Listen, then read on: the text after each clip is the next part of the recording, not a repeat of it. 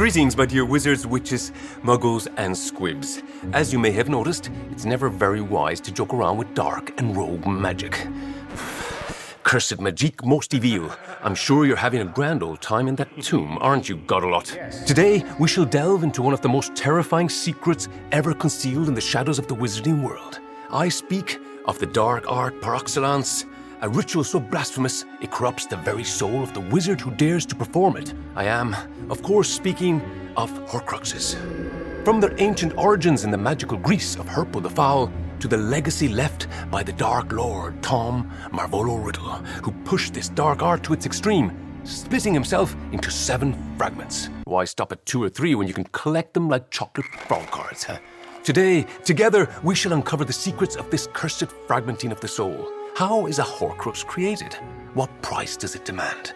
And why is the number 7 so crucial in the most ancient of forbidden magic? Prepare yourselves, my dear adventurers, for today's journey will bring us face to face with the darkest of forbidden arts, and with those who dare to wield it.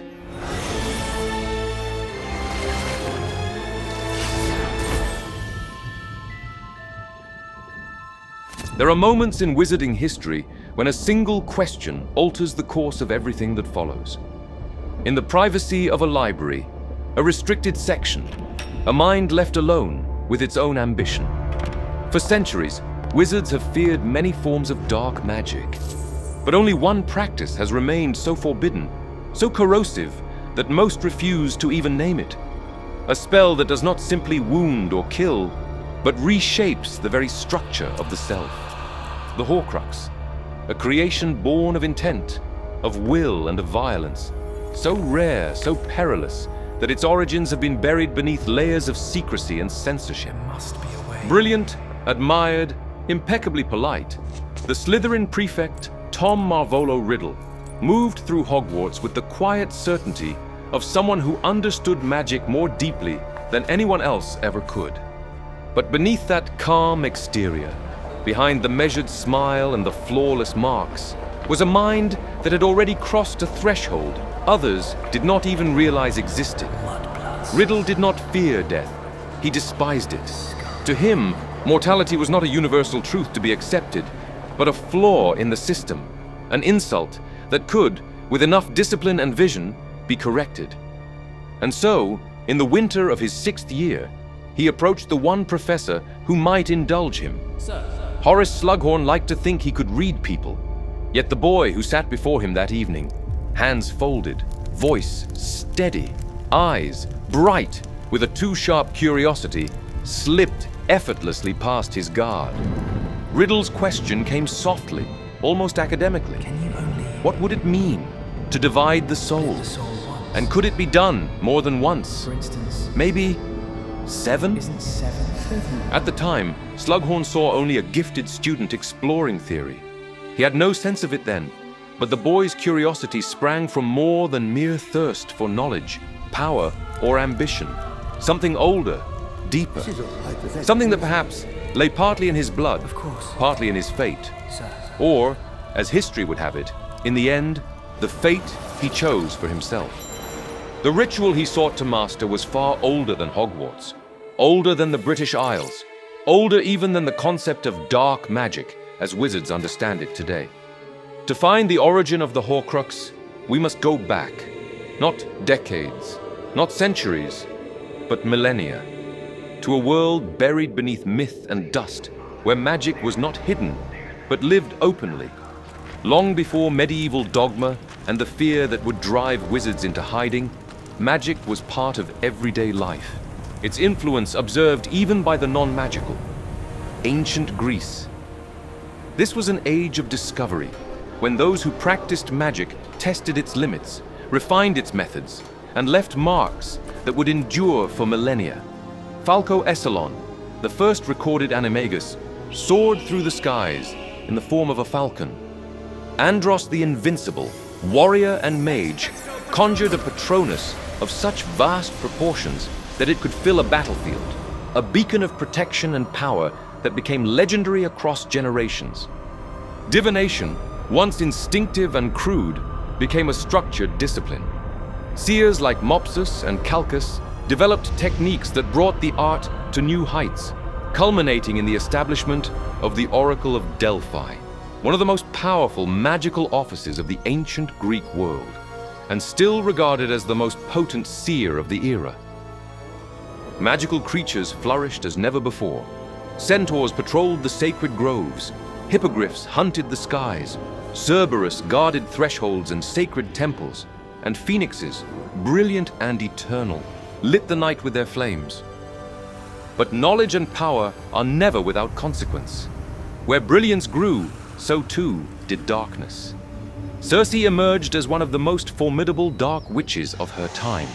Skilled in transfiguration beyond any known standard, she would ensnare sailors venturing too close to her domain, turning them into swine and bending the natural world to her will.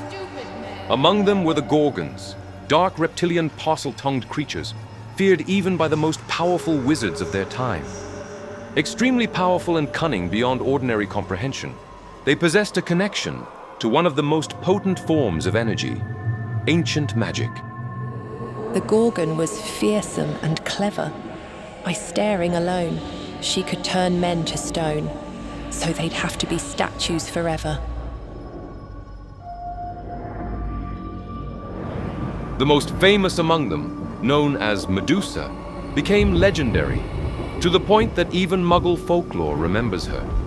Yet while in their version, the curse that the Gorgon bears upon her face was inflicted by the goddess Athena, wizarding history recalls an act of jealousy by a rival witch. The fact remains that Medusa's power came first among the Gorgons. Anyone who met her gaze would be petrified. Her blood, however, reached beyond legend, shaping the fates of those born under her shadow. From the moment he first opened his eyes to the world, Herpo knew he was different. An orphan, whispered to be descended from a Gorgon, perhaps even from Medusa herself, he bore a presence that unsettled all who came near. Children shunned him in the fields, villagers avoided him in the dusty streets, and elders murmured that he carried a curse rather than a blessing. The young wizard soon learned a lesson etched deep into his bones. Power, and the knowledge to wield it, would be the only safeguard against the world's indifference. He fled to the cliffs and caves long whispered about in fearful tales, hiding in a cavern where he knew no one could ever find him, a place once said to be home to dark wizards and cyclopes, or so the stories went. But what he discovered among the dusty scrolls and ritual bones was a den of snakes. At first, they slithered among the rocks and filled him with fear, yet he soon realized he could understand them, a gift inherited from his Gorgon lineage, perhaps making him the first known parselmouth in wizarding history. These silent, watchful creatures became his tutors, teaching him not only to read, but to unravel the ancient texts and hidden secrets of dark magic that lingered in the cavern's shadowed corners. Through their patient guidance, Herpo came to know a legend whispered among them. A tale of a serpent king who would one day rise to lead, to shield them from the world of men. The creatures were his only companions, and in them he recognized a reflection of himself. Beings shunned, hidden, and feared. Over time, the boy who had once known only fear became a student of power itself. He learned patience, precision, and a curiosity unbound by conscience. He experimented tirelessly, dissecting creatures, altering their very essence through dark magic, and shaping life in ways no wizard had dared. Every ritual, every dissection, every careful observation was a step toward mastery, and toward the Serpent King foretold in hissing tales, a ruler of fangs and poison born of his own relentless will. Over the years, Herpo took on an apprentice, Callistos, a boy whose life he had saved while wandering in search of specimens for his experiments. Go away. The child saw in the reclusive wizard something both formidable and extraordinary, and begged to learn the secrets of dark magic. Teach me. At first, Herpo was harsh, reluctant to allow the boy into the shadowed world of his experiments. Yet Callistos' persistence, his unyielding determination, slowly wore down Herpo's defenses. Over time, he allowed the child to witness, to learn, to follow in the steps of a master. It was during one of their countless experiments, after yet another failure, that discovery came almost by chance. An ordinary chicken egg, placed beneath a toad and subject to spells that twisted the very rhythm of life, began to stir. The magic of alteration, carefully applied, reshaped the cycle of nature itself. From it emerged a being unlike any other, towering, lethal, and utterly singular. The basilisk, the king of serpents, was born, a living testament to Herpo's vision and to the dark, obsessive mastery he had pursued for so long. Of the many fearsome beasts and monsters that roam our land, there is none more curious or more deadly than the basilisk, known also as the king of serpents. This snake, which may reach gigantic size and live many hundreds of years, is born from a chicken's egg, hatched beneath a toad. Its methods of killing are most wondrous, for aside from its deadly and venomous fangs, the basilisk has a murderous stare, and all who are fixed with the beam of its eye shall suffer instant death. Spiders flee before the basilisk, for it is their mortal enemy, and the basilisk flees only from the crowing of the rooster, which is fatal to it.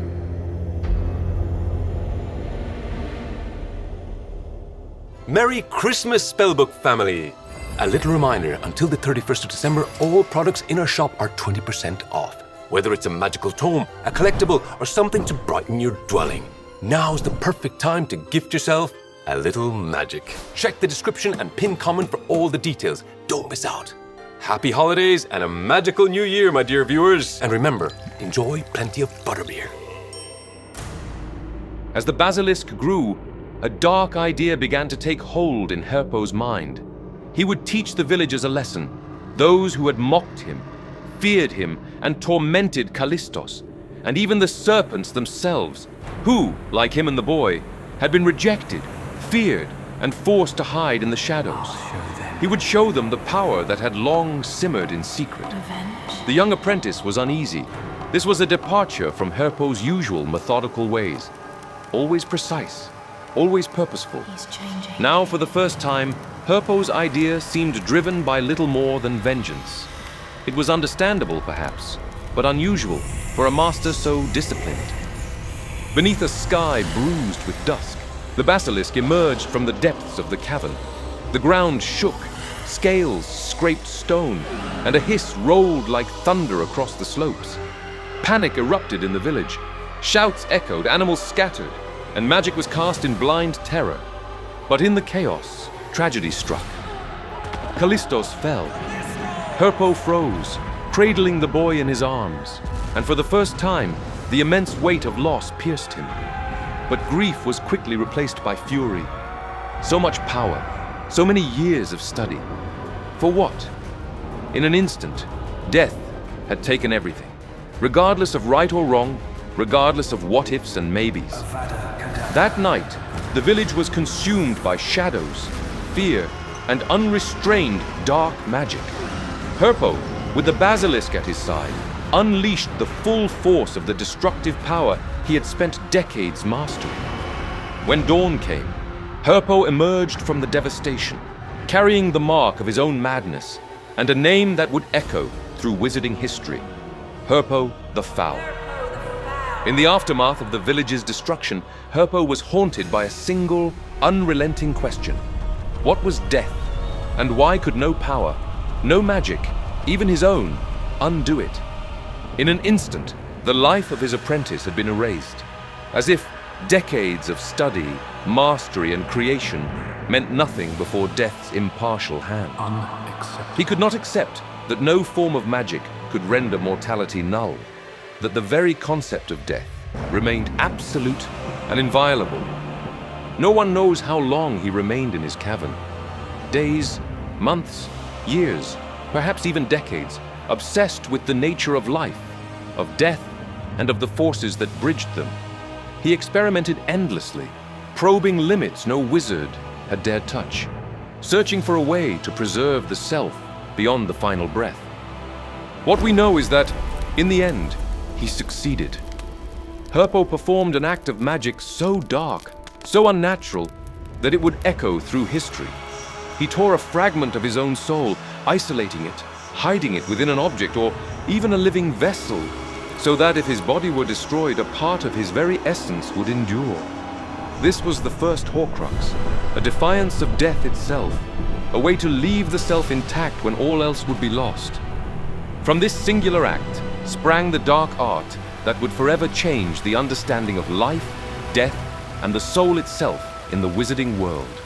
An art that, to this day, is preserved solely in Secrets of the Darkest Art, a tome written in the Middle Ages by the dark wizard Owl Bullock, a book that Albus Dumbledore, as headmaster, did not hesitate to remove even from the restricted section of the library. To create a Horcrux, a wizard must first commit an act so vile, so utterly defiant of life itself, that it tears the soul apart. This is no ordinary spell, no simple ritual. It is a deliberate, conscious act of murder, executed without hesitation, remorse, or regret. Only in the full knowledge of the crime, and with absolute intent, does the soul rend. A killing born of self-defense, mercy, accident, or magical coercion would fail. Only the willful taking of another's life suffices.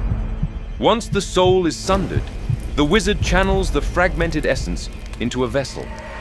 The object chosen may be anything, a trinket, a chalice, even a living being, but inanimate containers are preferred, for they are less likely to wander or be destroyed.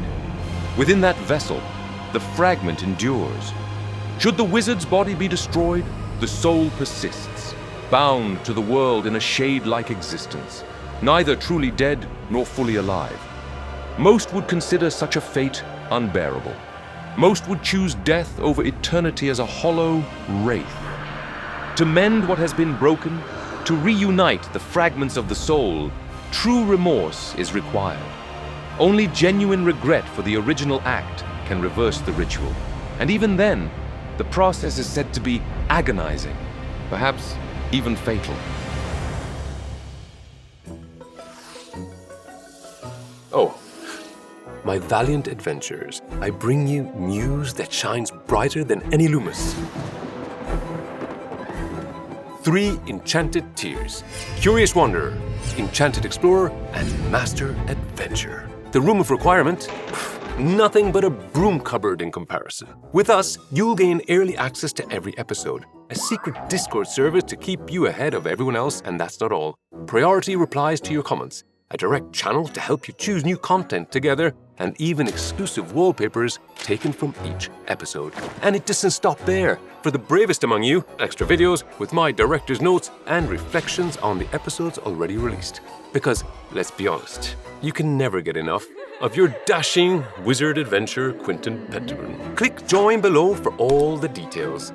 Joining the Spellbook family is a small gesture that supports our journey and allows us to bring content truly worthy of our audience. So thank you sincerely from the bottom of our hearts for being here. And you muggles listening in, I beg you tell me, what on Merlin's beard is a Discord server supposed to be?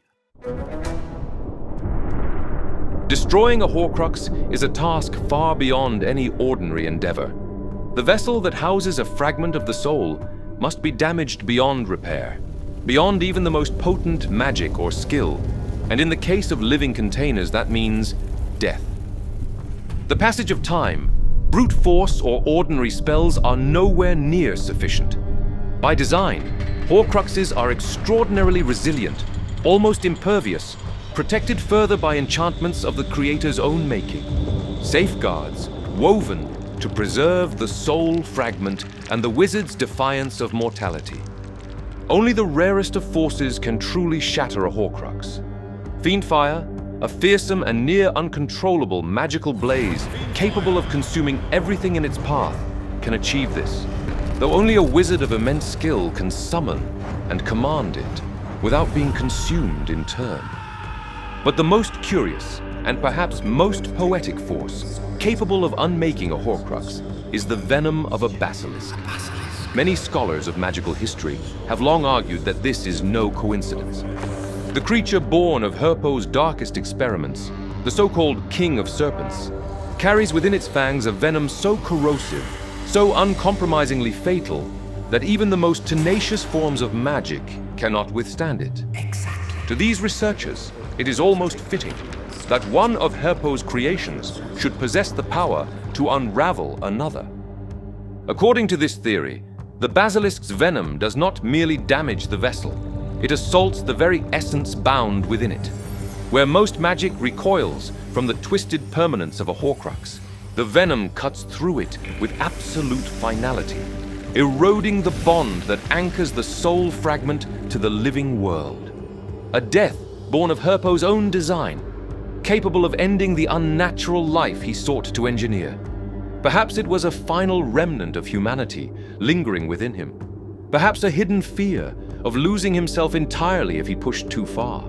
Or perhaps it was the quiet terror of erasing, even from memory, the apprentice he had once tried to protect. The mechanics of Horcruxes were clear, but the weight of their implications, the isolation, the fragmenting of one's very self, lingered far beyond any textbook explanation. Yet as Tom Marvolo Riddle pondered the forbidden knowledge unearthed from centuries past, a chilling clarity settled upon him. Immortality was not simply the defiance of death, it was mastery, dominance over the frailty of others, a permanence that elevated one above the mundane tides of magical society. So that's it. He understood, with a shiver of dark delight, that this ambition was not born of mere desire. In the quiet chambers of his mind, he traced a lineage older than Hogwarts, older even than Britain. Salazar Slytherin, the founder whose cunning and ruthlessness had left marks still etched in the castle walls, flowed through his veins. And as he dwelled on that legacy, a subtle, unsettling thought emerged. Perhaps the source of such power, such blood, the very origin of the gift he carried, stretched back even further, echoing through centuries of cunning and ambition. Herpo the Foul, the first parcel-mouth. To defy death was no longer enough. To transcend the very boundaries of magic itself became Voldemort's obsession. His soul had already been torn, once and then a second time. Yet what was the true limit of this power? Finding any information about it seemed impossible, and yet it was the quiet, unguarded reaction of Professor Slughorn that seemed to confirm it fully. Perhaps, he thought, a soul could indeed be divided again and again. If there was anyone so powerful and ambitious as to bear and endure such a price, it was him. Perhaps 7 times. 7. The number resonated in his mind, its power undeniable. Magic, mathematics, myth. Across centuries, scholars had noted its potency, the way it shimmered through ritual and reason alike. 7 was the age at which the young wizard's own talent often revealed itself. A number wrapped in layers of significance, a symbol of completion and perfection in the eyes of the magical world. Even the theorem of Bridget Wenlock, perhaps the greatest arithmancer to ever live, confirmed it. Perfect 7. The number 7 held properties that no other could match, a resonance that bridged the mundane and the arcane. Not because the number was arbitrary, not because tradition demanded it, but because it was the most potent, the most complete, the most absolute. Each fragment of his soul, anchored in its own vessel, would carry him beyond the reach of death. Each Horcrux a testament to his intellect, his ambition, his inevitability, his inescapable superiority over any wizard or witch who had come before him, and anyone who would come after. By the time he had begun to truly grasp the depth of his ambition, Tom Riddle had already forged 2 Horcruxes, each carefully chosen, each an extension of his own identity, each a vessel in which a fragment of his soul would endure indefinitely. The first was his diary, not a casual selection, but an object of intimate significance. Within its pages were preserved the memories, the desires, and the obsessions of the boy who had discovered, with quiet exhilaration, that he was the heir of Salazar Slytherin. With that revelation came a natural purpose: to awaken the basilisk hidden deep within Hogwarts and bend the castle to his will. The diary became the receptacle for this first soul fragment, forged through murder. The death of Myrtle Warren, a Muggle-born Ravenclaw girl claimed by the fury of the serpent he had awakened. The second was Marvolo Gaunt's ring, bound to his ancestry, a relic of the very blood that coursed through him. Its significance was twofold: the murder of his father, Thomas Riddle Sr., and the connection to his mother's family, the Gaunts, whose lineage carried the subtle whispers of ancient magic. The ring had already harbored a secret of its own, the Resurrection Stone, one of the legendary Hallows, a symbol of mankind's desperate attempts to conquer death. Ironically, Voldemort would never discover its true nature. He found the ring in his Uncle Morfin's possession, and with meticulous cruelty, claimed it. Morfin, confused and manipulated, became a scapegoat for the murders that cemented the Horcruxes' creation. In that act, the second fragment of his soul was secured, the emblem of the new identity the Dark Wizard had chosen, Lord Voldemort, descendant of the once noble and prestigious Gaunt family. He severed every tie to the Muggle blood that had run through him, having already anchored fragments of his soul in objects of personal and familial significance. Voldemort turned his attention to treasures that carried the weight of history itself. Two relics of Hogwarts founders emerged almost simultaneously: Helga Hufflepuff's cup and Salazar Slytherin's locket. Hufflepuff's cup had passed through generations of her descendants, eventually finding its way into the possession of Hepzibah Smith, a wealthy witch whose pride in her heritage was matched only by her naivety. She took a liking to the young Tom Riddle, then a clerk at Borgin and Burke's, revealing to him the most precious of her treasures. Within days, she was dead. Hoki, her house elf, would later be found guilty, or at least remembered, of poisoning her mistress's cocoa. The cup, now emptied of its keeper, had vanished along with its companion, the Slytherin locket. The cup became Voldemort's next Horcrux, the murder of Hepzibah, completing the dark enchantment, the fragment of soul anchoring itself to the golden vessel. The locket had its own storied path. Once a Gaunt family heirloom, it had passed through his mother, Merope, who stole it in desperation before fleeing to London. There, stripped of everything else, she sold the locket to Borgin and Burke's for a pittance, unaware of its true value, and it eventually landed in Hepzibah's collection. Soon after the old woman's death, Voldemort, seizing the opportunity, murdered a homeless Muggle to forge the Horcrux, embedding another fragment of his soul within the heirloom of his esteemed ancestor. Voldemort's next target was perhaps the most elusive of all: the diadem of Rowena Ravenclaw, a relic whispered of but never fully seen. To claim it, he had to first uncover its secret, and for that, he turned to Helena, Ravenclaw's daughter, the Grey Lady, a timid and reticent ghost, wary of revealing the hidden treasures of her family, which she had stolen from her mother and later lost after being slain by the one known at Hogwarts as the Bloody Baron, the Slytherin house ghost. My lady. Yet Tom Riddle's skill in manipulation was unmatched. Good morning. Through quiet persuasion and insinuation, he drew the secret from her. I'll tell you where it is. She had hidden the diadem in a remote corner of Albania. With the location of the diadem finally known, Voldemort journeyed to Albania and claimed it. There, he murdered a peasant to forge yet another Horcrux, embedding a fragment of his soul within the diadem.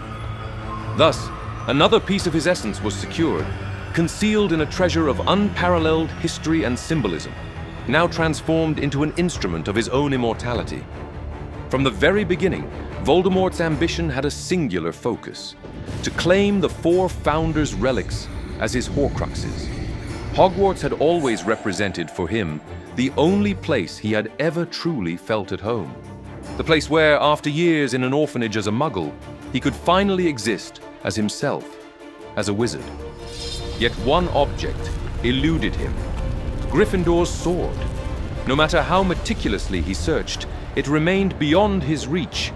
He even attempted to secure a position as defense against the dark arts teacher, seeking an opportunity to comb the castle from top to bottom, driven by the hope of uncovering the legendary blade. At least, this was what Dumbledore later suspected.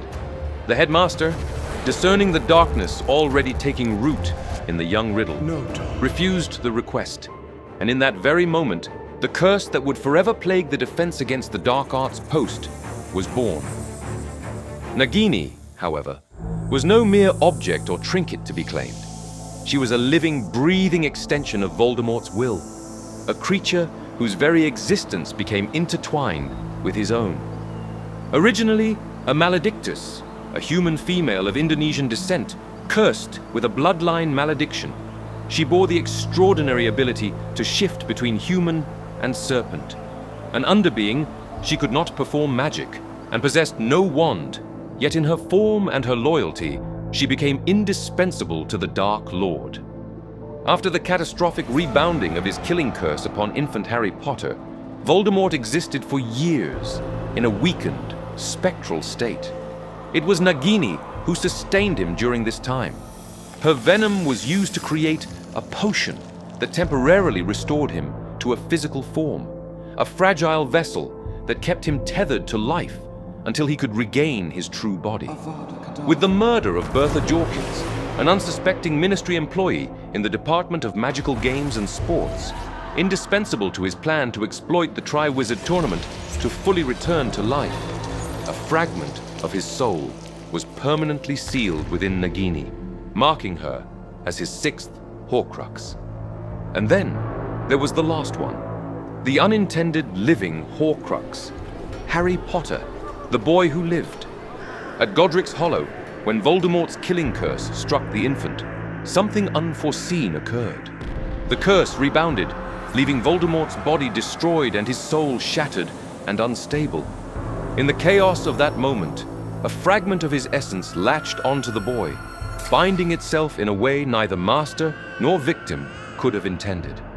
Harry did not bear the marks of a traditional Horcrux. No deliberate spell anchored the fragment. No murder forged the bond. Yet a part of Voldemort endured in the child, a spectral echo, a whisper of the Dark Lord's will. The scar on Harry's forehead became the mark of this unnatural tether, a channel through which pain and memory occasionally passed, a testament to the fractured soul seeking reunion with its master. Protected by the ancient magic born of his mother Lily's love, entwined with prophecy, and very much alive in his own right, Harry remained distinct from the deliberate Horcruxes he would one day confront. He was, in essence, a Horcrux in all but the intent, something Voldemort could neither foresee nor control. The 7th Horcrux, the source, in part, of his survival, and ultimately, the instrument of his undoing. And so, my dear wizards, witches, muggles, and squibs, our journey through the secrets of the darkest of arts draws to a close. Magic born from the desire to escape death, yet, in truth, it brings naught but ruin, torment, and eternal solitude. For, as Beedle the Bard teaches us, not even the most powerful, the most cunning, the most skilled can elude death.